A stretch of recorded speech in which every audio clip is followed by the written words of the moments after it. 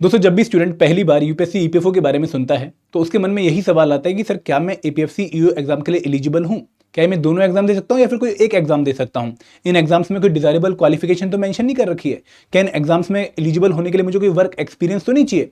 तो दोस्तों आपके जितने भी डाउट हैं इस एग्जाम की एलिजिबिलिटी के रिगार्डिंग वो इस 10 मिनट की वीडियो में रिजॉल्व होने वाले हैं, तो वीडियो एंड तक पक्का देखिएगा। लेकिन दोस्तों ये वीडियो उन लोगों के लिए जो ऑलरेडी एलिजिबिलिटी के बारे में डाउट रखते हैं, जिनको कोई डाउट नहीं है वो वीडियो अवॉइड कर सकते हैं। और दोस्तों आगे बढ़ने से पहले मैं आप लोगों से रिक्वेस्ट करूंगा कि अगर आप लोग एपीएफसी या फिर ईओ एग्जाम की तैयारी कर रहे हैं और इन एग्जाम के कंप्लीट अंडरस्टैंडिंग एक ही जगह पे चाहते हैं, तो हमने आपके लिए 10 आवर का ट्रायल पैक लॉन्च कर रखा है, जहां पर ना सिर्फ आपको एग्जाम की इंफॉर्मेशन मिलेगी, मोटिवेशन भी मिलेगी, गाइडेंस भी मिलेगी, बल्कि उसके साथ साथ आप लोगों को हमारे मेन कोर्स के डेमो लेसन्स भी मिलेंगे, जिनके थ्रू आप एक इन्फॉर्म डिसीजन ले सकते हैं कि भाई आपको हमारे मेन कोर्स में एनरोल करना है या नहीं करना है। तो सिर्फ ट्रायल पैक का लिंक इस वीडियो के डिस्क्रिप्शन में है और सिर्फ ₹1 में आप ट्रायल पैक में एनरोल कर सकते हैं। दोस्तों अब बात करते हैं हमारे आज के मेन टॉपिक की कि एलिजिबिलिटी क्या है एपीएफसी या फिर ईओ एग्जाम की। दोस्तों इन दोनों एग्जाम्स की एलिजिबिलिटी में काफी सिमिलरिटीज हैं और कुछ माइनर डिफरेंसेस हैं, तो मैं आपको डिफरेंसेस भी क्लियर करता चलूंगा। और अब हम जब बात करेंगे एलिजिबिलिटी की, तो जनरली एग्जाम की जब हम एलिजिबिलिटी की डिस्कशन करते हैं तो वो 2 पॉइंट्स पे होते हैं कि भाई एज लिमिट क्या है, और दूसरी डिस्कशन होती है कि भाई एजुकेशनल क्वालिफिकेशन क्या चाहिए। तो यहां पर हम इन दोनों ही पॉइंट्स पे इन एग्जाम्स की एलिजिबिलिटी को डिस्कस करने वाले हैं। और आगे बढ़ने से पहले मैं आप लोगों को एक खुशखबरी जरूर देना चाहूंगा कि भाई इन एग्जाम्स में अप्लाई करने के लिए, इन एग्जाम्स के लिए एलिजिबल होने के लिए आप लोगों को कोई वर्क एक्सपीरियंस नहीं चाहिए होता। आप लोगों के लिए वर्क एक्सपीरियंस की यहां पर कोई रिक्वायरमेंट नहीं अगर आपने इन एग्जाम्स का फॉर्म फिल करना है, ठीक है। अब शुरुआत करते हैं सबसे पहले एज एलिजिबिलिटी से कि भाई एज एलिजिबिलिटी क्या है एपीएफसी और ईओ एग्जाम की। हम दोनों ही एग्जाम्स को पैरेलली लेके चलेंगे और सबसे पहले मैं बात करने वाला हूं जनरल कैटेगरी स्टूडेंट्स की, और उसके बाद हम बाकी कैटेगरीज को धीरे धीरे 1 बाय 1 कवर करेंगे। दोस्तों जब हम एज एलिजिबिलिटी की बात करते हैं, एज लिमिट की बात करते हैं, तो एज लिमिट 2 तरह की होती है कि भाई मिनिमम एज लिमिट क्या है और मैक्सिमम एज लिमिट क्या है फॉर्म फिल करने की। तो अगर मैं एपीएफसी एग्जाम की बात करूं तो असिस्टेंट प्रोविडेंट फंड कमिश्नर का जो एग्जाम है एपीएफओ का, यहां पर कोई मिनिमम एज लिमिट मेंशन नहीं कर रखी है कि भाई आप लोग 16 के, 17 के, 18 के, 21 के होने चाहिए, ऐसा कहीं मेंशन नहीं कर रखा है। तो यहां पर आप लोगों को कोई टेंशन नहीं लेनी है अपनी मिनिमम एज लिमिट की जब आप एपीएफसी एग्जाम के लिए अप्लाई कर रहे होंगे। बट दोस्तों यहां पर मैक्सिमम एज लिमिट मेंशन कर रखे हैं, और हम जनरल कैटेगरी की भी बात कर रहे हैं, आप ध्यान से यह नोट कर लीजिएगा, इनके लिए मैक्सिमम एज लिमिट 35 मेंशन कर रखी है अगर आपने एपीएफसी पोस्ट के लिए अप्लाई करना है। मतलब अगर आप 35 के नहीं हुए हो तो आप एपीएफसी पोस्ट के लिए अप्लाई कर सकते हो, ठीक है। खुशी की बात, काफी बड़ी एज लिमिट है। यूपीएससी सीएससी की 32 एज लिमिट है, बहुत सारे कंपीटिटिव एग्जाम्स की एज लिमिट 30 होती है। तो यहां पर आप लोगों को बियॉन्ड यूपीएससी लिमिट जाके एग्जाम अटेम्प्ट करने का मौका मिल रहा है, तो आपके चेहरे पे एक मुस्कान आनी चाहिए। दोस्तों अगर मैं ईओ की बात करूं तो ईओ में भी कोई मिनिमम एज लिमिट मेंशन नहीं कर रखी है, जस्ट लाइक एपीएफसी। बट यहां पर जो मैक्सिमम एज लिमिट है वो आप ध्यान से नोट करिएगा, ये एपीएफसी की एज लिमिट से 5 साल कम है। यहां पर 30 की एज तक आप इस एग्जाम के लिए अप्लाई कर सकते हैं।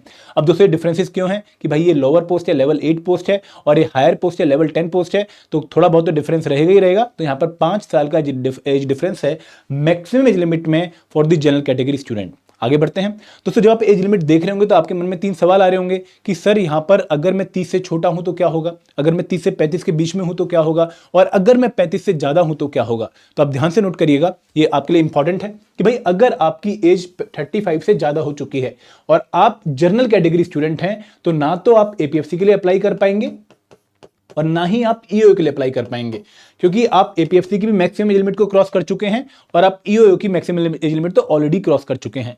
अगर आपकी एज 30 से लेकर 35 के बीच में है तो इस केस में मेरे भाइयों आप एपीएफसी के लिए अप्लाई कर पाओगे, लेकिन आप ईओ के लिए अप्लाई नहीं कर पाओगे, क्योंकि आपकी जो एज है वो ईओ की एज लिमिट को क्रॉस कर चुकी है। अगर मैं बात करूं एज इज लेस देन 30, तो यहां पर आप लोग एपीएफसी के लिए भी अप्लाई कर पाओगे और आप लोग ईओ के लिए भी अप्लाई कर पाओगे, क्योंकि इस केस में आपकी जो एज है वो अभी ईपीएफओ ईओ की मैक्सिमम एज लिमिट को क्रॉस नहीं कर चुकी है, तो आप इसलिए दोनों एग्जाम्स के लिए एलिजिबल हो। अब दोस्तों एक और क्वेश्चन आता है कि सर हमारी जो एज है वो 35 क्रॉस कर चुकी है या 30 क्रॉस कर चुकी है, ये किस डेट से कैलकुलेट होगी। तो यहां पर जनरली काफी बच्चे अजम्पशन लगा लेते हैं कि भाई ये डेट 1 अगस्त होगी, क्योंकि यूपीएससी सीएससी एग्जाम में 1 अगस्त को जो है क्राइटेरिया माना गया है एज कैलकुलेट करने के लिए। बट दोस्तों यहां पर ऐसा नहीं है।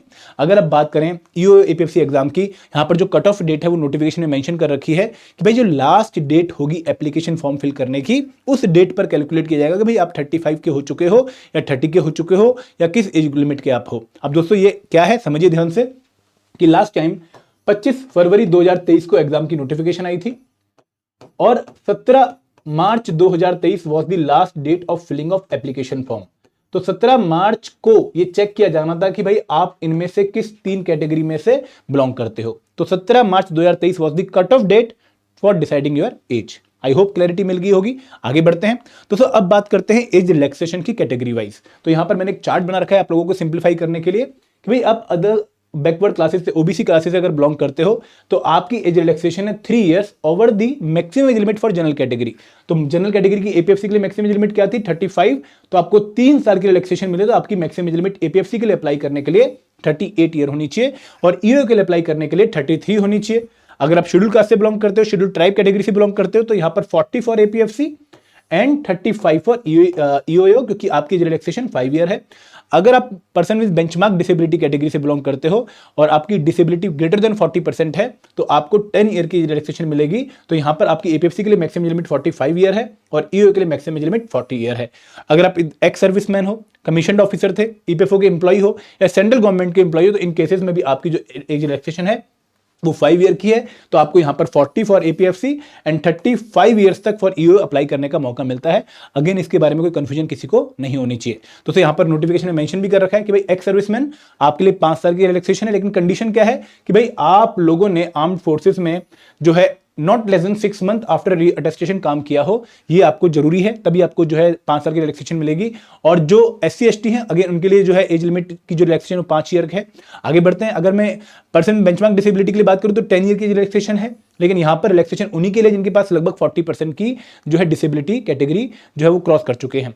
और जो सेंट्रल गवर्नमेंट एम्प्लॉय हैं उनके लिए जो है 5 साल की रिलैक्सेशन है, बट यहां पर कंडीशन क्या है कि भाई 3 ईयर की कंटिन्यूअस सर्विस होनी चाहिए सेंट्रल गवर्नमेंट में, तभी आपको एज रिलैक्सेशन मिलेगी। क्लैरिटी है, कोई डाउट नहीं है। अब बात करते हैं एजुकेशनल क्वालिफिकेशन की। दोस्तों जब मैं एजुकेशन की बात करता हूं तो educational qualification for all student क्या है, ध्यान से नोट करिएगा कि भाई आप लोगों को अगर एपीएफसी में अप्लाई करना है या फिर ईओ में अप्लाई करना है तो दोनों ही केसों में जो इसेंशियल मतलब मस्ट क्वालिफिकेशन है, जो तो होनी ही होनी चाहिए अगर आपने इस एग्जाम में फॉर्म फिल करना है, वो है ग्रेजुएशन। एपीएफसी में भी ग्रेजुएशन रिक्वायर्ड है और ईओ में भी ग्रेजुएशन रिक्वायर्ड है। मतलब अगर आप लोग ग्रेजुएट हैं और आपकी एज लिमिट 30 से कम है तो आप एपीएफसी के लिए भी अप्लाई कर सकते हैं और आप ईओ के लिए भी अप्लाई कर सकते हैं। तो graduation is the main criteria और the most important criteria to apply for APFC and EO exam. ये आपको कोई डाउट यहां पर नहीं होना चाहिए। अब दोस्तों क्वेश्चन बच्चों का पक्का आता है कि सर ग्रेजुएशन में किस फील्ड में ग्रेजुएशन होनी चाहिए, कितने मार्क्स से ग्रेजुएशन होनी चाहिए, क्या डिस्टेंस लर्निंग वाले अप्लाई कर सकते हैं?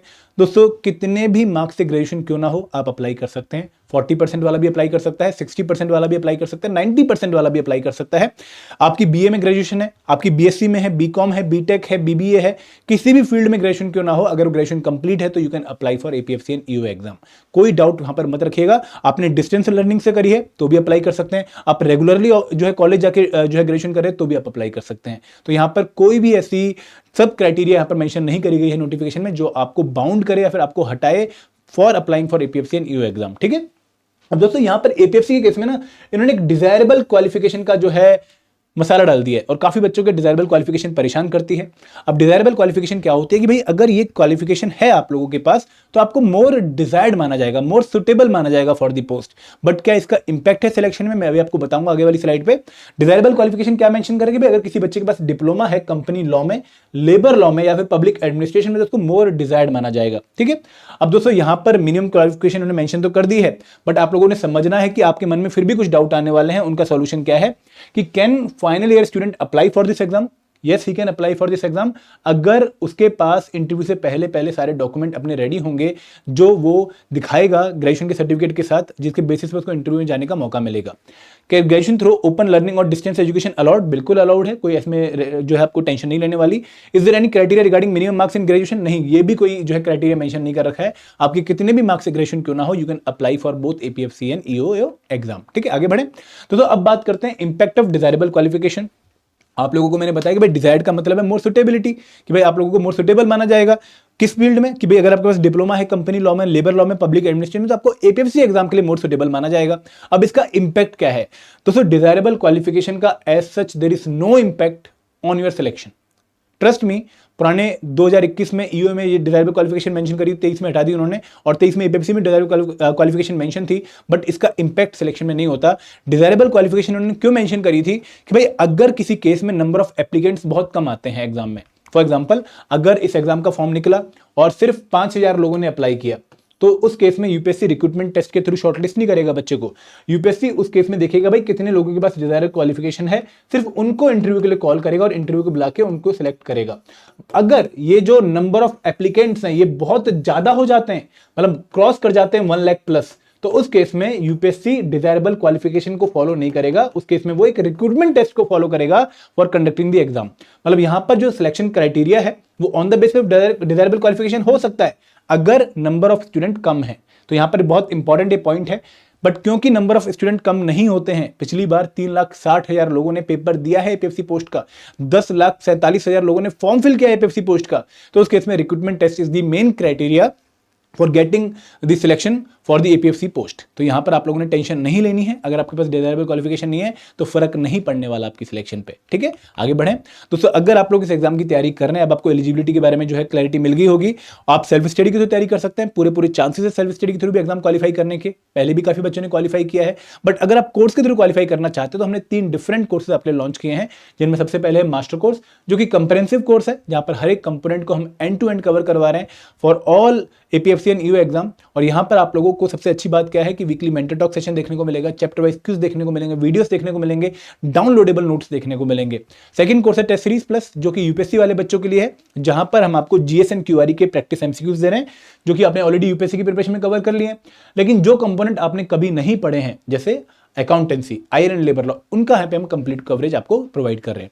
टेस्ट सीरीज प्लस उन बच्चों के लिए जो कि एक बार तैयारी कर चुके हैं और सिर्फ प्रैक्टिस और रिवीजन करना चाहते हैं। तो इन कोर्सेज में अगर आपका मन लग रहा है, इनमें आपको आना है, आपने ट्रायल पैक देख लिया है, तो आप इस वीडियो के डिस्क्रिप्शन में जाके इन कोर्सेज में लिंक जो दिया गया है उसमें जाके एनरोल कर सकते हैं। तो दोस्तों this is from all from my side. I hope आपको क्लैरिटी मिली होगी एलिजिबिलिटी के regarding. Thank you very much. जय हिंद, जय भारत।